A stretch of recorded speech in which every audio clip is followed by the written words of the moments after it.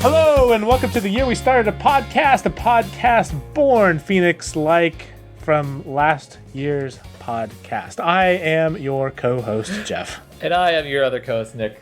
And this is our podcast. We're just a couple friends that are half a continent apart that would like to come together and spend a little bit of time talking about some things that are fun and interesting to us. Nick, this week I did some research on a particular topic that we'll discuss at the end. However, I have prepared absolutely nothing for the start, so I'll just toss it right back over to you, buddy. It's your turn. Welcome to the intro topic. Your first time, as far as I know. It's hard to remember. Oh, yeah. Yeah. All right, so my intro topics are not really our normal pace of intro topic, but who cares? I have two pretty funny stories for my family that I just figured that you would enjoy. And so, yeah. All right, dive into it. You remember our music memory topic about the way that music ingrains itself in our memory, right? I do. And in fact, if you are a new listener who hasn't listened, I'll maybe put the link in the show notes or add on our Patreon. But I think that might have been my favorite bit ever because of I edited in some of the music that we were talking about, and I absolutely loved every bit of it. So yeah, if you haven't, I'll link that and you can go check it out. But yeah, I absolutely love it. Those kind of conversations between the two of us are also some of my favorites, just because like I totally got the vibe of every song you were talking about. I was like, oh yes, yeah. So, okay, so I was talking to my mom about this subject. It had come up through a different thing. Like she said something that kind of sparked me to talk about this, and now that I know a little bit more about like how music does get ingrained there.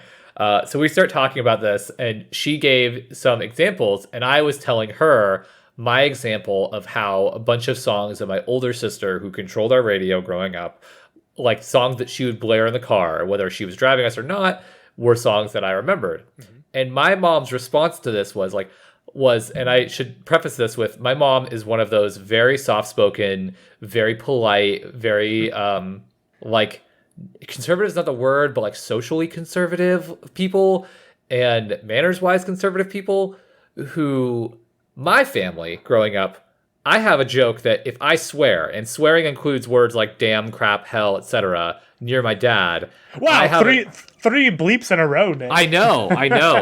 The H word, the HE double hockey sticks word, for example. I did have to bleep you a few times last week, so screw you. I apologize. I do. I apologize. You naughty boy. But my mom shies away. She doesn't correct me. But my dad, I have a joke that every time I swear, including the word, like I said, HE double hockey stick, crap, or whatever, I will try to say language at the same time my dad says it to me. It's like it's just my favorite game in the world. I actually really love that. That's very endearing. It's so good. So good.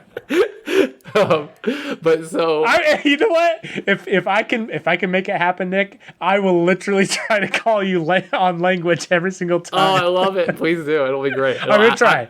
I'm gonna get. I'll get the rhythm too. I'll find your space. I'll know. Okay, we'll see. We'll see how it goes. I'll probably forget, but we'll see how it goes. And I'll probably forget that you're gonna do it. So there you go. But my mom, the soft-spoken person that she is, when I tell her about this thing and I say about my sister, she's like, "Oh, like that motherfuck song that Stephanie used to listen to." I just fucking died.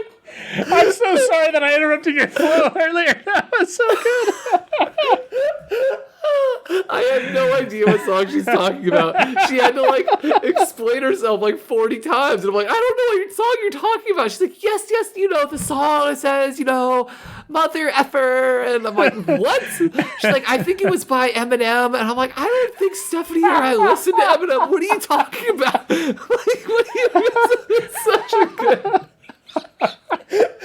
She's like, I just want to quit the podcast. I know. I already missed the part where I was supposed to tell you language. You really did. You dropped the ball already. Oh man, it's so good. And oh my god. So she couldn't explain, but she's like, see, that's what I mean, though. I can still hear that song. And I'm like, you can't repeat it to me well enough for me to know what song you're talking about. Maybe everything I know is a lie. Oh, my frick. Oh, that's so good. It's so good.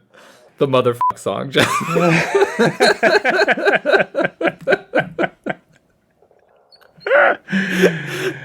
Maybe I should have put that as, in the show notes. Maybe I should have put that as our topic. The motherfucker.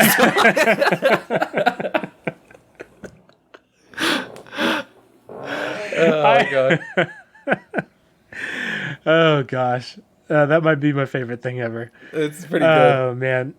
All right, Nick. So you got your one episode or your one intro topic, but I feel like we need to keep going. We got to keep going. So let's parlay this. I apparently my life now is just being on the phone with my parents, because the second one is still a parents being silly thing. Jeff, do your parents have are you just the default tech support for your parents? Aside from my dad, who thinks that he can still hang, I am the default tech support person for my family and extended family. Fair. Okay.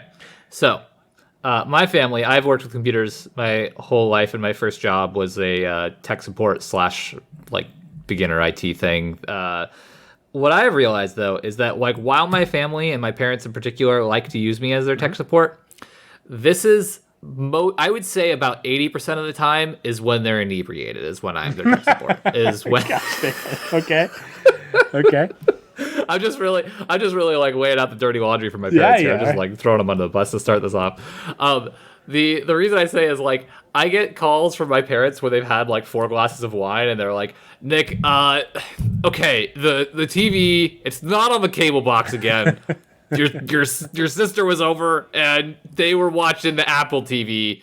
How do I get to the news? And I'm like, are you on on Apple TV now? Yes. Okay. And I'm like, do you remember the input button thing? No, I don't know. If I remembered, I would be not calling.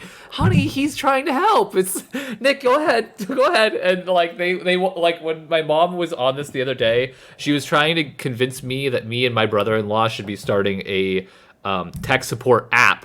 So, Jeff, I may not have time for this anymore because I will have a tech support app pretty soon. I'm supposed to be starting on development. She's like, no, really, you should. While drunk off their face, and by tech support, I mean I helped them remember that they had to replug in the cable box. This took like 30 minutes of my life, Jeffrey. Yeah, we definitely should stop the podcast immediately. I do feel like there's a market for this. Like it's like, you know, you give access to the miscellaneous relatives that you are tech support to, and then you can, you know, automatically remote into whatever device they have this installed on. And yeah, no, I think this has some legs. I think we can do it. Do I get to charge my relatives, and what are like the ethics behind charging relatives for services while they are too drunk to know what the services the ethics aren't a big deal because no, you actually are not allowed to charge your relatives for tech support. That actually was passed a few years ago. No, okay. It really is. What you're doing is you're building will equity, is what it's called, where you have a better shot at a favorable will someday. So it's it's all paid in will equity. I don't think there's like any chance of any of my other family dying before me, considering my terrible eating habits. So I don't think this is like a really good business outline for me. We do have podcast evidence of both of us being very apt at hurting ourselves. I feel like see, there you go. I feel like it's only a matter of time.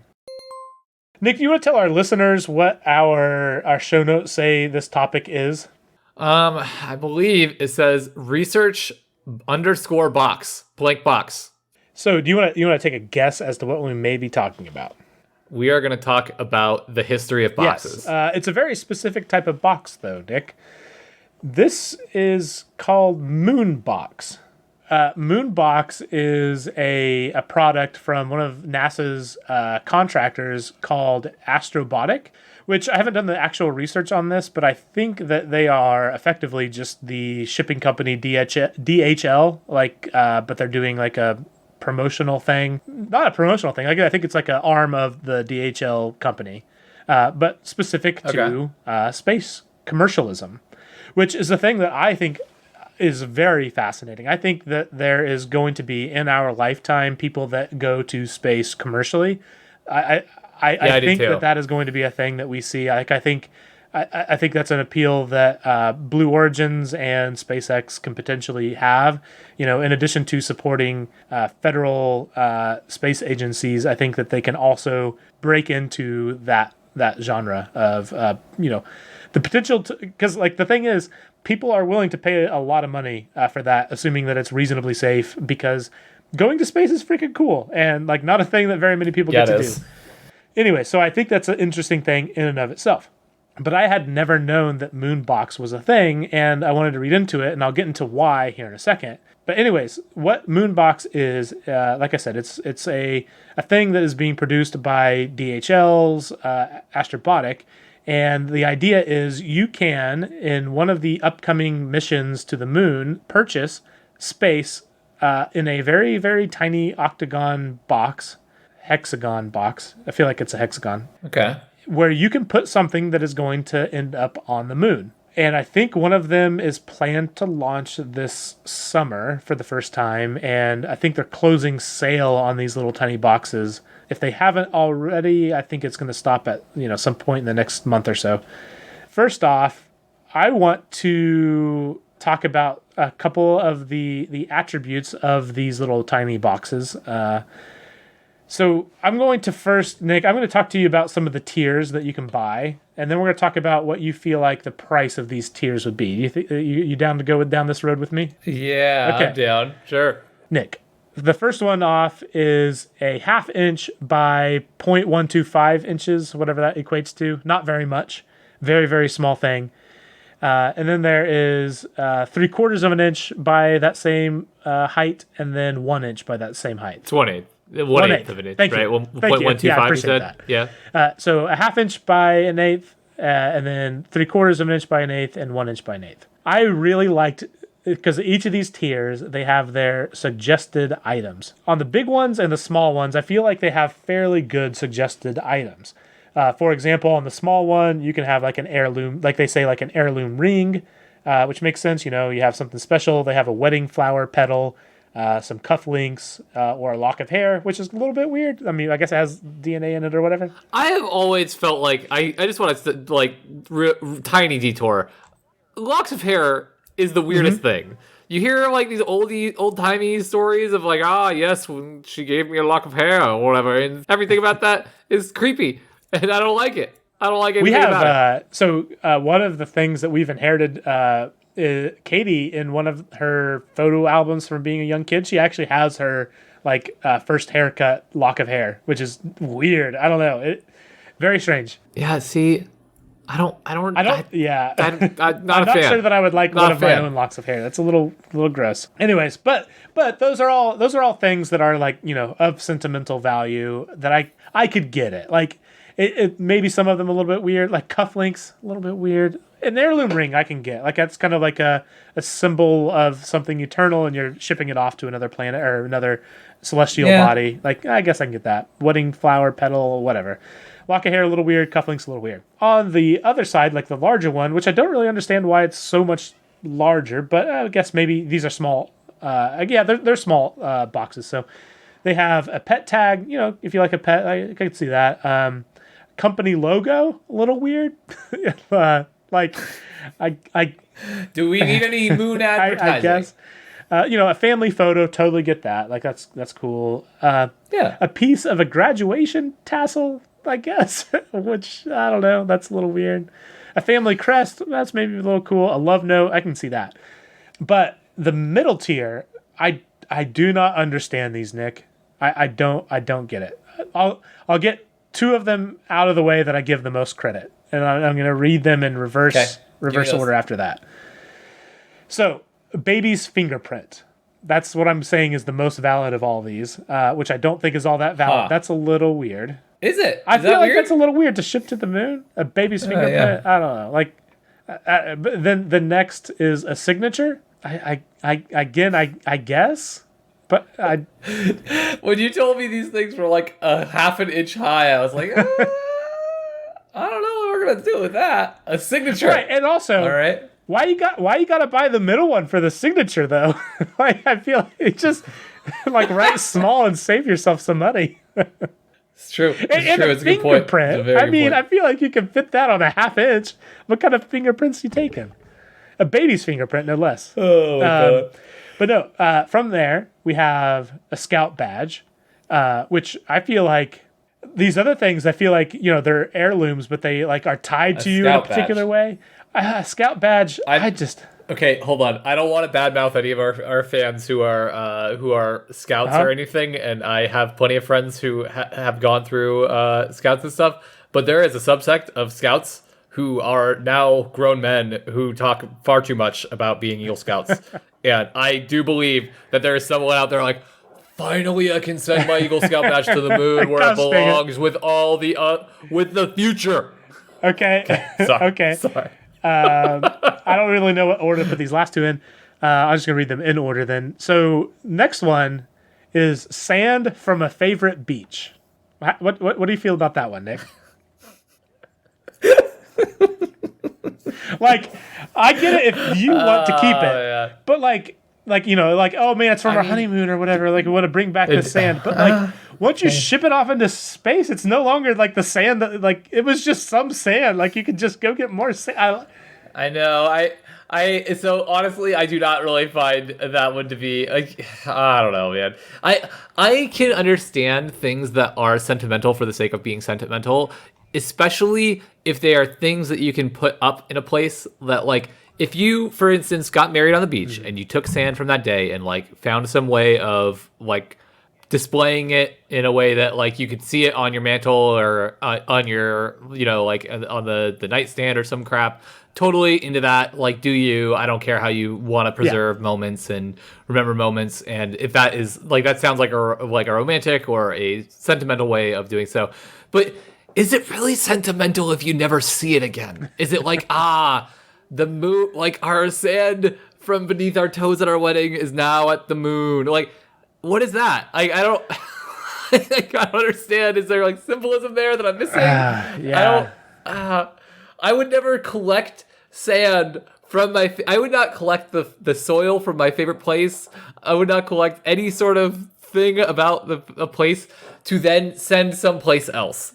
If I wanted to do that, I would do it to look at it in some way that would inspire like memories, not in a way that would be gone forever. Yeah, and like I like, to be clear, I get the fact that all of this is shipping something off to the the place that you'll never see again. Yes. It very well may just blow up.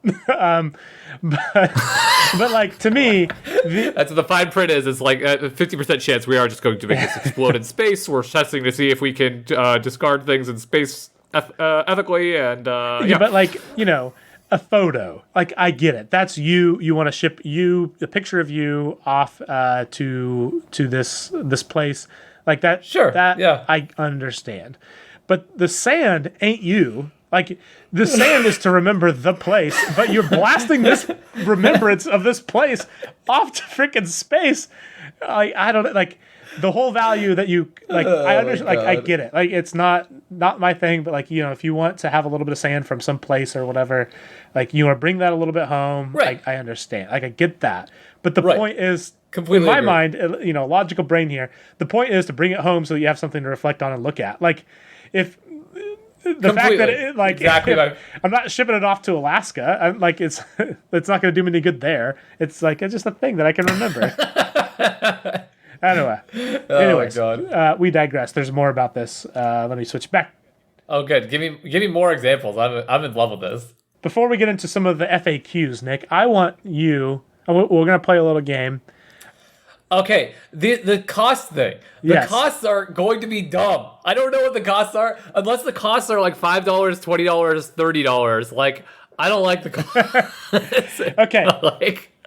So, and like, they're not as low as I would have expected the small ones to be, nor as high as I expected the high ones to be, I feel like.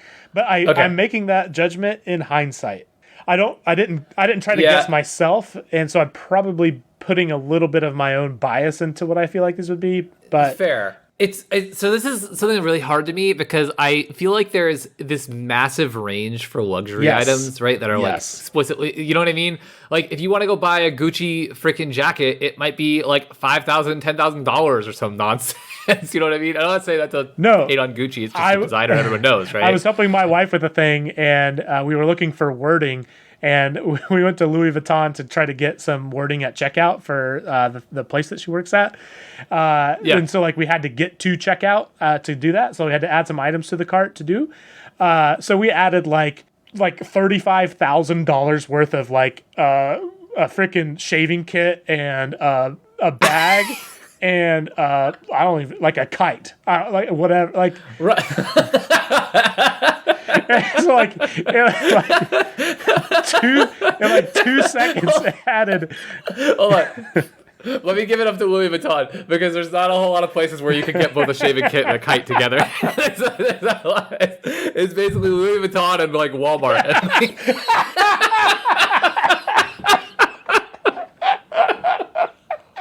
I think that might have to be our title of our show. Louis Vuitton and Walmart. What? If someone asks you, what is the one thing Louis Vuitton and Walmart have in common? You can get the only places you can get a shaving kit and kite. All right. So on the Walmart side, what is the absolute cheapest of these that you can fit a wedding flower petal, an heirloom ring, some cufflinks, or a lock of hair in? The Walmart version. Okay, so like I know that the answer would be well, the Walmart version is $3. It's not $3. I know. I'm assuming it's like 50. It is $460 to have a half-inch by an eighth of an inch. So you said that the floor was higher than you thought it was. That is a lot higher. I was actually like not going to be surprised. It was like 200. 450 is pretty high. 460, yeah, it is pretty high. Oh, 460, yeah. That was what I was expecting to be kind of in like the $200 range. Yeah. So to have so that is a half-inch by an eighth of an inch to the largest size, which is 1 inch by 2 inches. What do you think that would be? No doing math on the calculator here because it's probably a very linear cost scale.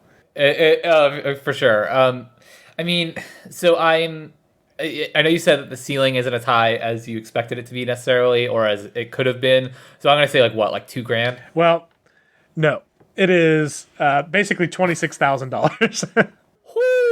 So okay. not cheap. That is not a linear scale, by the way. Not? That is no. Well, you said, well, I don't know. I wasn't actually thinking about it too because you said half inch by an eighth to up to now 1 inch by 2 inches. I feel like that's pretty. No, because that would be it's eight times as much. So it would be. I mean, the equivalent if it was linear would be 3,200-ish, or I don't know, 3,200 plus 59 times 8. I don't know what that is. Detail's not interesting. I thought it was interesting to even know, like not even necessarily to guess right or wrong. Just that is what it costs to take something that you want and to put it out on the moon. Right. That's interesting. So those are the prices, Nick. So should you be interested in buying, but you have a few questions, I wanted to go over some of the frequently asked questions of the old Astrobotic company here. Will I ever get my item back? No. Here, I got that one covered for him. Don't worry. Move on. Here's their very politically appropriate, or the very PR answer to reference last week's episode. Your item will stay on the moon forever and serve as a time capsule for our present-day culture for future generations. Someday, future moon archaeologists could use these time capsules to remember what life was like in our time. Which is a long way to say, no, absolutely not. No. Can I just tell you, I am dumb enough to have not realized the fact that this is basically a time capsule. I am dumb enough that like when I was saying all this stuff about like but like that I don't understand sending part of your sand of your favorite place. And you could put a little note that says, sand from the greatest beach in the world. Yeah. And just, they'd be like, they cared a lot about beaches back then. We joked about it for our comedy's sake. But yeah, now once you realize that this is kind of a time capsule, it is kind of cool. I'd like to see. But yes. Which there is kind of a part of this where the solar radiation, I don't know if you're aware, Nick, there's not a lot of atmosphere on the moon. A lot of this will just kind of get burned away. But I'm not sure that we should get into that too much. Some of these things, depending on what they are, will absolutely survive, but not all of it's going to survive solar radiation. That is actually one of the FAQs. I cut that out, but if there's a problem on the mission, can I get a refund? Which I think is a really interesting way to say if this thing explodes on its way. Like, if there is a problem on the mission, can I get a refund? I already got the answer covered for this. The service we provide is attempting to get it to the moon. It is not the guarantee. Moonbox TM is non-refundable. We work very hard each day to make sure that our spacecraft are reliable and safe, but space travel is still risky. We believe the reward of expanding human access to space is well worth that risk. And I assume well worth your investment. We believe it is well worth you risking your money. Yeah. And it's not worth us risking giving you the money back. Yeah, no, don't be ridiculous. It's well worth your non-refundable investment. No, I love these FAQs. All right, this is the last one. Why are the capsules so small? Nick, you want to take a stab at the answer here, Mr. PR? Edward Bernays. Well, the actual answer is so that they can sell as many as possible. But the answer, I don't know. I assume that they're going to say like that travel to space is both time-consuming and resource-consuming and very difficult to pull off. And we want to be able to provide as many people as possible the opportunity to place an item there for safekeeping and for future generations of scientists to find and discover. All right, since last episode, I guessed the most famous or most popular breakfast food as bacon as perfect setup for your segue. I want you, Nick, if you were to compress those thoughts into why it is, why they so small, Nick? Launching things into space or onto the moon is blank. Is challenging. Okay, I want to read this sentence now. The physics and economics of launching vehicles to the moon are challenging. Yes! We nailed it. We got it in one. Most of a launch vehicle's lift capacity is due to large amounts of fuel it needs to fly. As a result, the size of the capsules is dictated by the cost of launching things to the moon and how much money we can make off of them. That last part been a little bit editorializing, but yeah, you get the idea. Nick, good job. I'm very proud of you. I knew I could do it, Dad. So that leads us to our last bit of this topic, Nick. Are you ready? I am. I was looking for things to talk about this week, and I love me some space stuff, and we still have a couple weeks until we are landing a new rover onto Mars. I think it's February 18th. So before recording, we probably have another episode, maybe 2. And I was on there, and I saw something that I thought was one of the coolest things ever. And it was a Reddit post, which maybe I'll include in the show notes. It was a person, it's pulling up now, who said, "You can send something to the moon for free. I'm creating a lunar time capsule via Reddit, sending up to 10 megabytes of data to the moon for up to 100,000 people." Long story short, this guy on Reddit had bought one of the small moon boxes and had a project that he wanted to have sent up to the moon on some SD cards. He bought 2 1 terabyte SD cards and didn't end up needing nearly a fraction of that. And so he had a lot of space left and needed to get this filled up. He figured no sense sending blank SD cards to the moon. And so went out to Reddit and said, hey, 10 megabytes a piece. Let's get some stuff on here. Just submit it, put it on here, and we'll put that in our little moon box thing that's going to be sent up in July or sometime. So our typical episode is around 45 minutes or so, and it ends up being an MP3 format, which is what you have to export as to upload to like all the major podcast places. Right. Ends up being about 80 to 100 megabytes, which is like 80% too big, which means that I needed to compress an episode quite a bit. Nick, here's what happened. I went through and I looked at what our shortest episode was, which was our first episode, which was like 35 minutes long. And I took that and I looked to see if I could get this thing down to under 10 megabytes and still be listenable. And not to say that it was particularly high quality audio to begin with. No. But Nick, I got it to be 8 megabytes, and that's awesome. It is still listenable. It's a little rough. It's a little bit like we're talking underwater. Can I just tell you that when it's a hypothetical of people sending sand to the moon, it's silly and ridiculous. But when it's my podcast going to the moon, it's the smartest, most reasonable thing of all time. So, you know, I love space, and like when I had originally done this, I was just going to go with the assumption that like I submitted this as a thing to be accepted, and I was really hopeful that it would, but I didn't get any confirmation back. There were a ton of people like applying to this, but again, in podcast serendipity, which I think might have been a phrase that I used the very first episode, I got a confirmation that we had been added to the hard drive or the SD card that's going to the moon here this summer, like an hour before this podcast recording. Oh, so we have a very, very poor quality version of our first episode of this podcast that will be in the time capsule on the moon that will probably last for, I don't know, a few decades before it starts to degrade a little bit. I don't know. I'm hopeful though. It might stick around for a bit. I love it. But yeah, I think that is super cool. Like this person who did this is like, they did it for free of charge just to anybody on Reddit who would upload up to their standards of like under 10 megabytes, and they did a lot of text quotes, which didn't take up like hardly any space at all, which is a really cool thing. Lots of other cool things on that thread, which again, like I'll put that in the Patreon. Of just the cool stuff from that. It's a very wholesome thread to go through.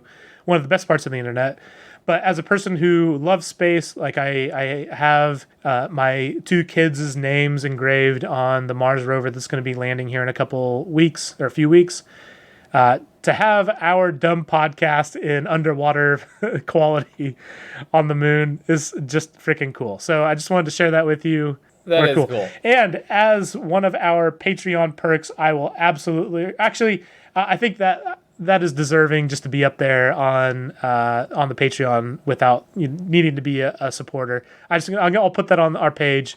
It's kind of funny to listen to. It's hilariously terrible quality, but it's on the stinking moon, or will be, assuming it doesn't blow up in orbit. So. I love it, man. I actually think super. That's I don't even know what to say. It's just that's super cool. It's so random, but it's like I love it. Yeah, I thought it was fun because here, like that was originally going to be my intro topic, and then I was like, how is this even how is this even a thing that can happen? And then I went down the rabbit hole, and I thought it was funny and interesting. So I wanted that to be my research topic this week.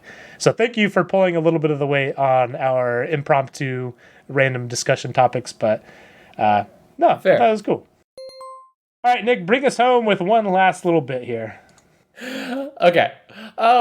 So I have a question for you, and this is more like, your topic that was this week I embarrassed myself or I humiliated myself, I believe it was. What did I do? What was that I did? That was your neighbor having your tacos. Yep, nope, I'm feeling the dread over. Like, follow up on that, I was going to buy them dinner, and it's been too long now that it's too awkward, and so we've re-entered in like this area where I no longer can talk to them because I said that we were going to do dinner stuff, and it's majorly awkward. Anyways, yeah, go ahead. I love it thanks for reminding me of that. Or thanks for me for reminding me. Can I just let you know that your brand of self-humiliation is my brand of self-humiliation and awkwardness? Like it's not like I'm always awkward. It's not every interaction or every person. It's just that sometimes like I don't mean to.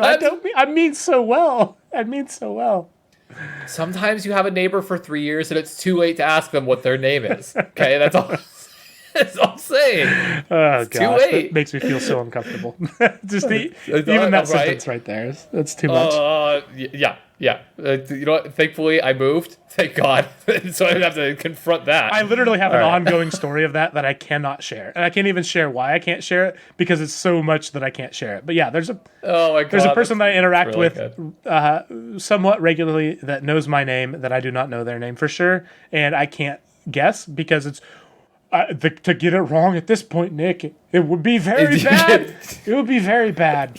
Can't do it. No, you can't. That's just what it is. Okay, sorry. I digress. So hold on. I have one addition to this. The neighbor that I had for years, actually probably more than 3 years. So we once got mail that said to so and so Wolf, and me and my wife were both like, was it the neighbors?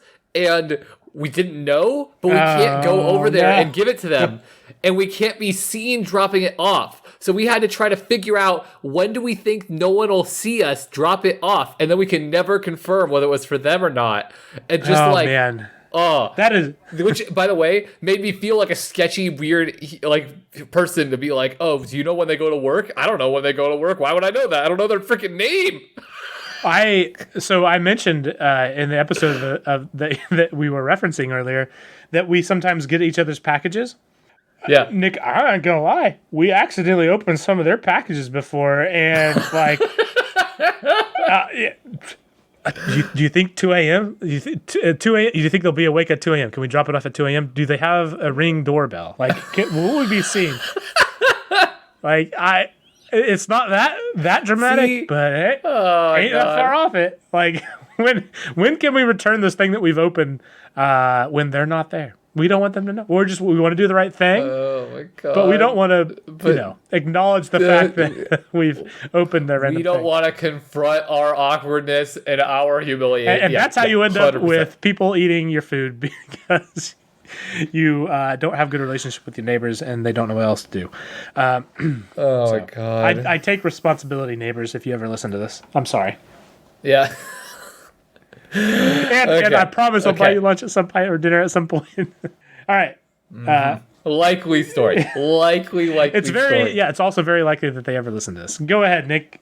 Okay, so what do you do when someone gets you a gift that you would like to return? Like we're now a month removed from Christmas. It's too late for me to have these kinds of problems. But what do you do when like someone gets you something that you would really rather just not have? To me, it's always like, I would rather you not have spent this money for something that I will not find the value in. And it's not usually an indictment on the person giving me that, you know what I mean? Like, I don't know how to deal with this. Okay. Yes, Nick, I like where you're going with this question.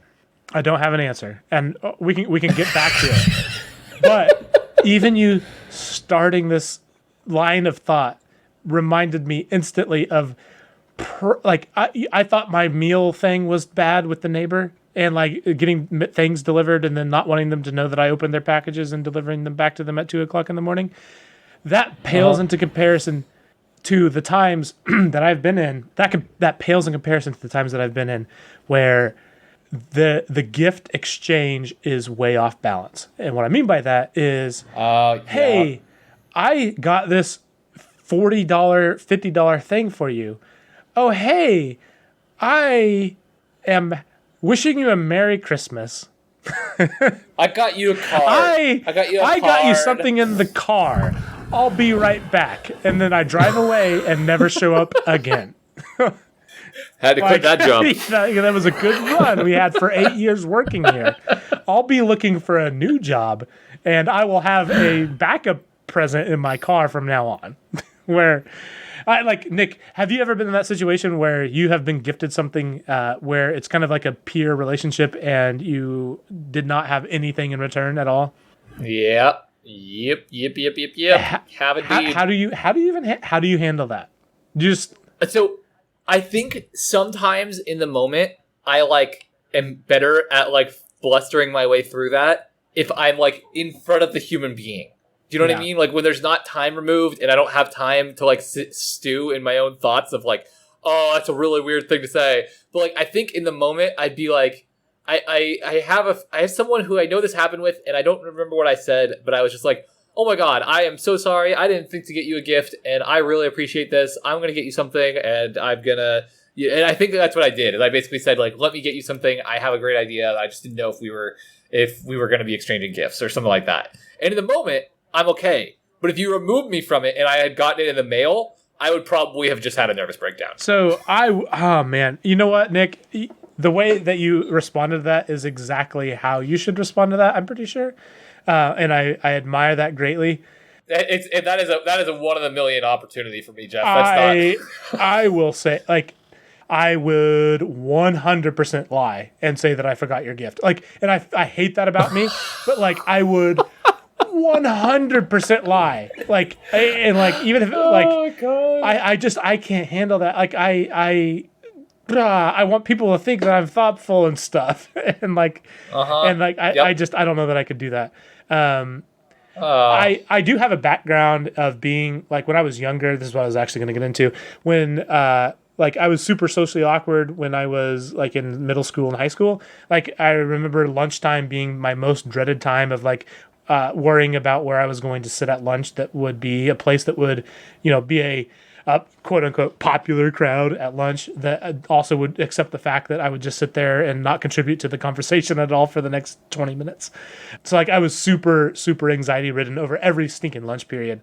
That's the sort of person that I was. What that results in though is if I was ever like in a situation where I felt like I needed to fit in, I would 100% just cave and say anything that I would need to do to fit in, which, I hope is different than pathologically lying, but like it felt a lot like that. Like I remember thinking like, man, I feel like I lie all the time just to fit in. And I grew out of that by and large, by the time I was a young adult, where I just stopped caring about that sort of thing.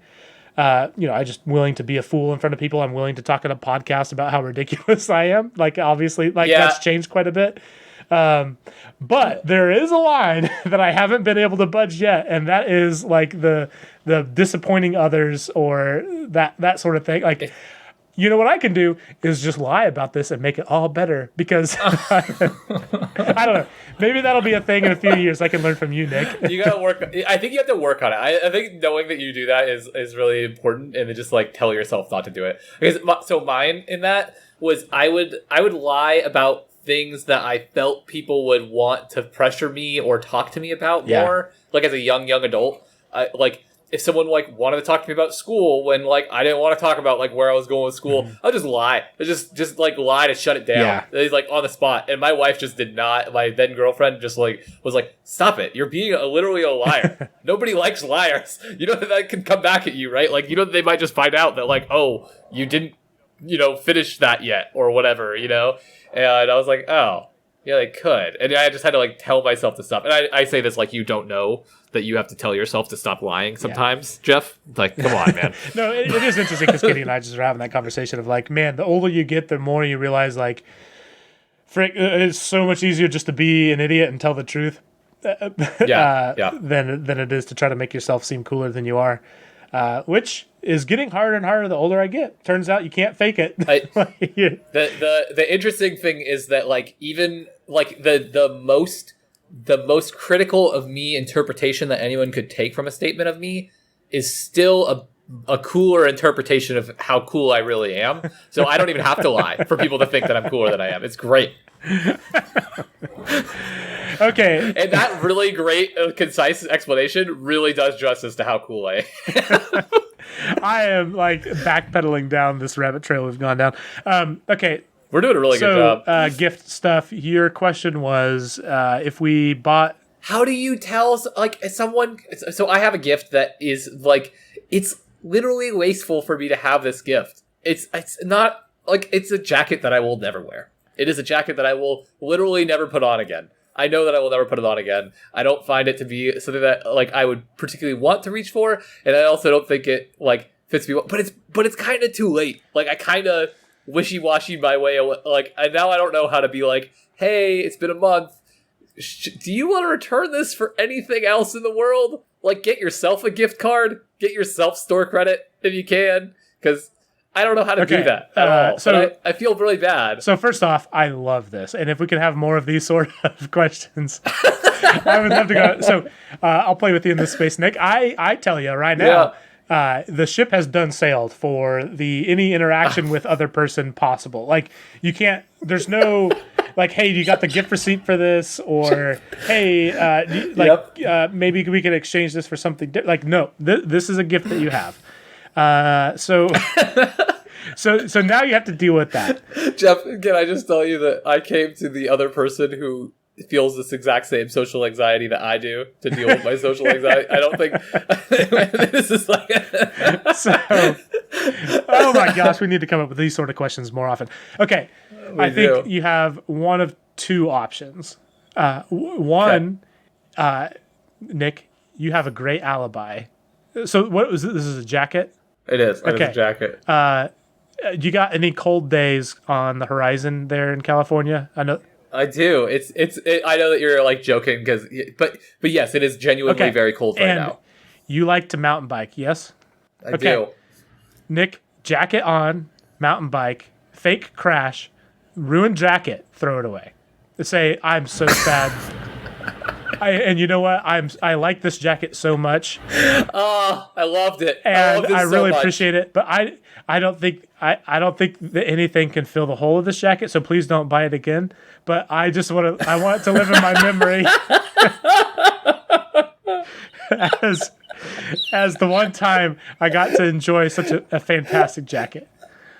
I'm gonna send you a picture of this jacket because it's not after the show. Okay. Yeah. Second option, Nick. Second option. Never wear jacket. Put jacket in closet. One time per year. Yeah. You see person who bought you jacket. You wear jacket. You suck it up. You don't like jacket, but you wear it anyways. You put it back in the closet. Take it out every year. I can do that. Like, I I definitely feel like that is an okay strategy for the anti-confrontational selves that we are. No, that's fair. But that's basically what I was going to do. I know that this is funny and it's very true. It's like you're gonna have this jacket as a once a year, like you need to make an appearance in the jacket. Right, like, but gosh. The cameo jacket. I genuinely completely do not find it to be like, I'm not like ungrateful for it. Like it's an incredibly like nice thing to get someone a jacket, and like I appreciate that they thought of me at all. So but it's also like I'm not gonna wear it. Like I guess I'm gonna wear it now for them, right? Right, yeah, for that time that you go on the mountain bike, and then one of those crashes that you get in sometimes, and then you gotta throw it away. You ruined the jacket. It's very sad, and you appreciate it, but like next time they need to get something that's not so perishable, because apparently jackets are perishable goods for Nick. They are. It's true. Well, I'm glad I could help, Nick. Some modern advice, really, is what this was. All right, I feel like at this point, Nick, we should probably throw in the towel. We've stretched the fringe topics as far as we could stretch them. You're just calling it all the attention to it you can, I know. Yeah. You say that. I really liked your topic. I thought it was really funny and really fun at the same time. So I really liked your topic. Our fringe topics worked out too pretty good. Just the same as the jacket. We stretched them out as far as we could, wrote them a little rough, and now we got to throw them away. Jeff, what do I do? I don't know. Jeff. Anyways, so announcement. This week, we started our Patreon-only podcast called, wait for it. Go ahead, Nick. The year we started another podcast. Yes, we're really good with naming things. It's the year we started another podcast. So here's the deal. We have a couple patrons, and we absolutely want to appreciate the people that are willing to support our show. So if you would like to, you can certainly check us out at patreon.com/TiWasap.